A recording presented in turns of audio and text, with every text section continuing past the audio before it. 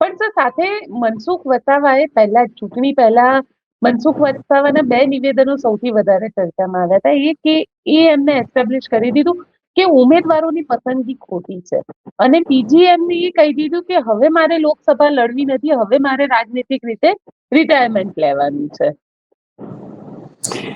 એ હાર્યા છે કે કોઈ વાર્યા છે એ સમજવા જેવો મુદ્દો છે. મનસુખભાઈ તો બહુ નિખાલસ છે, તડફડ કરી નાખે છે, પણ આટલા ડિપ્રેશન સુધી, આ ડિપ્રેશન છે કે કોઈને પ્રેશર કરવા માટેની ટેક્ટિક્સ છે. રાજકારણમાં બધું ચાલતું હોય છે. પણ બેન એક વસ્તુ છે, મનસુખભાઈ કદાચ જો આ ખરેખર નિર્ણય આત્માના અવાજથી કર્યો હોય તો હું કહીશ કે બહુ મોડો કર્યો છે. કારણ કે જે ધોવાણ એમની પ્રતિભાનું હતું એ થઈ ચૂક્યું છે.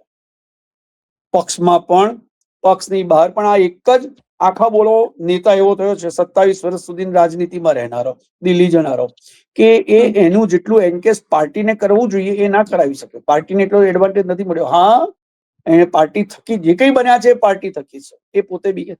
પણ અત્યારે કેવું છે, આદિવાસી પટ્ટી ઉપર એવો મજબૂત અને યંગ બ્લડ જોઈએ છે, ઇવન આદિવાસીઓને પણ, અને એ મળી ગયું છે ચૈતર વસાવામાં. હવે એમને જોઈ લીધું છે, સ્વીકારી લીધું છે. એવું કહેવાય છે, હા, તમે ને હું, મારી તમારી પાસે કદાચ સાબિતીઓ નથી, પણ એવું કહેવાય છે કે આ વખતે આખી રમત રમાઈ હતી.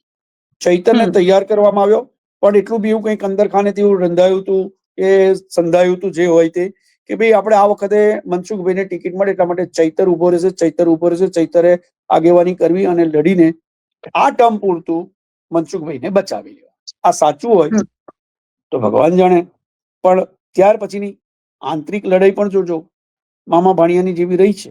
ક્યાંક એક થઈ ગયા છે, ક્યાંક આમને સામને આવી ગયા છે. કોણ મૂર્ખ બન્યું છે, કોણને મૂર્ખ બનાવવામાં આવ્યા છે તો જનતા જાણે, પણ બન્યું છે.